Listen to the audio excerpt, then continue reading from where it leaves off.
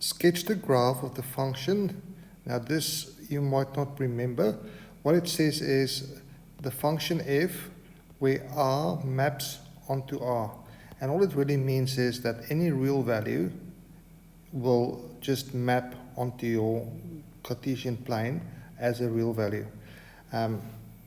Which means that if I have any roots that is negative, that it can't go onto a different plane. It is just going to be three-dimensional, so we can just say that that answer is not possible. However, in some advanced maths, that answers can become complex numbers. So all this says is ignore those complex numbers. We're only going to look at real values in this. Okay, so let's start again. Sketch the graph of the function f where real values maps onto real values, and fx equals x cubed plus 6x squared plus 9x by determining the coordinates of all axis intercepts as well as any stationary points and their nature. Include on your sketch the coordinates of any points of inflection. So we're going to do what we always do, and we're going to start by saying fx. Now I'm going to know, because I do everything, I'm going to quickly do my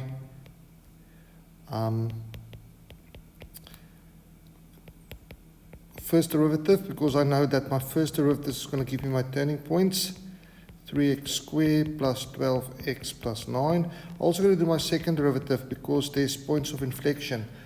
If I do everything together and someone needs to mark this paper, it will be easier for them to mark this paper with everything together. So that will give us 6x plus 12.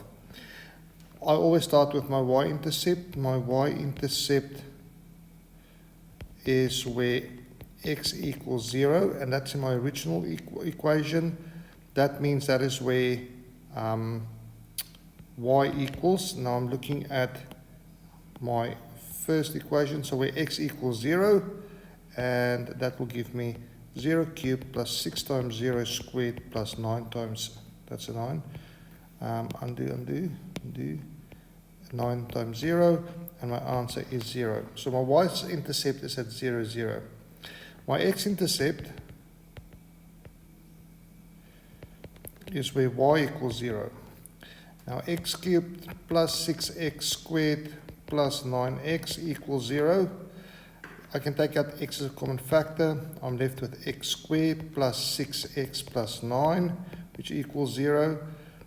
That I'm going to simplify. This is going to be x. Factors of 9 that adds to 6 is 3 and 3, and both of them is plus, which means x equals x plus 3 squared, that equals 0. So therefore x equals 0, which is a turning point, which is a intercept, and so yeah, this is an intercept, and x plus 3 equals 0, which means x equals negative 3, and this is a turning point. The reason I know it's a turning point, because this is a square, because that is a square, we know that this is a turning point. I know it's a cubic function, so there should be, cubic function will have 1, 2, or 3 intercepts. This one's got only 2 intercepts because there's only 2 linear factors. Okay, so I don't have to do anything with my turning points. If I can quickly draw what I have then on my graph, let's do it right down here at the bottom. This is where I will draw my final graph. If I have a look at that, I'm going to say my x-intercept is at 0 and at negative 3. Okay. Now I want to know, at these points, are they local minimums or local maximums? Okay. I know, no, before I get there, I'm going to find my turning points. I know that that's my x-intercept, and I also, what I need to find now is my turning points. Now my x value of my turning points is where my first derivative equals 0. That means that is where 3x squared plus 12x plus 9 equals 0. I'm going to divide by 3 throughout. That gives me x squared plus 6x that's a lie, x squared plus 4x plus 3, so divide by 3 throughout, that is what I get. And now I'm going to factorize that. That's going to be x, that is 3, this is 1 plus, which equals 0. Therefore, my turning point is x equals -3 or x equals -1. Okay, so my turning point is somewhere where x equals -3, and we already know that it's turning on that line, and also at x equals -1, which is somewhere on there. So that is -1 and -3. I want to know now what is the y values of those points. So I'm going to say y value of my turning point, y value of turning point equals, and I'm going to substitute f at -3, and I know f at -3 equals 0 because I know it's turning on that point. For those who can't see it, over that point. Okay, f at -1,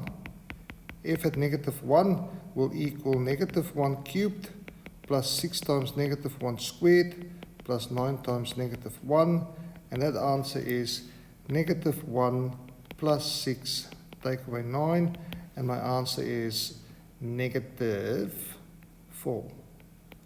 So the turning point is at -4. So turning points is at x -3, 0, and at -1, -4. So turning points at -3, 0, and -1, -4. I also have now to say the nature of my turning points. Nature of turning points is where is looking at the symbol of my second derivative. My second derivative at -1. So second derivative at let's go -3 first. At -3, I have 6 times -3 plus 12, and 6 times -3 is -18. -18 plus 12 is -6. If it's negative, then I am frowning, so it's a local maximum. So now my graph is going to look like this. And then at f, second derivative at -1, my other turning point is going to be 6 times -1 plus 12. That is 6. So I'm smiling. That is a minimum, so it's concaved up. So my graph is going to look like this. The only thing I still need is my point of inflection. So point of inflection is where my second derivative of x equals 0. Right, that is where 6x plus 12 equals 0. Therefore, x equals 12 goes over, it becomes -12 divided by 6 is -2. So at -2, which in this case is right in the middle, so x at -2, that's why I think it's a turning point. I still have to go and prove that. So point of inflection, I have to prove by doing a gradient table. I'm going to go x in second derivative of fx, and I'm going to have my 3, that was too big. I'm going to have 3 values. It is at -2, that's where I know it's my turning point, at -2 on the negative side and -2 on the positive side. And I know it's 0 at -2, so at -2 I know it is 0. On the negative side, let's have a quick look. If I put a value into my second derivative, so if I look at the second derivative and I put a value on the left of -2, so for let's say -3, I have 6 times -3, which is much bigger than +2, so this is always going to be negative. And if I have a positive, so if I look at the value bigger than -2, so let's put 0 in there. If I put 0 in there, then my answer is going to be positive, and everything positive will make this thing positive. So this will be positive. I could see that from my graph, because on the left of -2, I could see that this is a curve downwards, which means that my second derivative is negative. On the right of that point, everything is curving upwards, and that's why the second derivative will be positive. You have to prove this, that this is a point of interception, of inflection. I still now only have an x value. I need a y value. So my original function at -2 will equal -2 to the power 3 plus 6 times -2 squared plus 9 times -2. And that answer works out to be -2.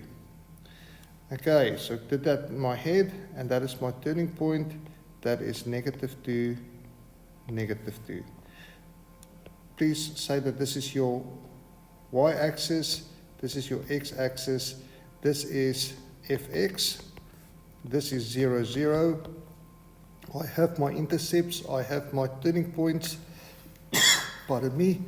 My turning points is -1 and -4, and this is -3, 0, and point of inflection is -2, -2. So all of that have to be on your graph.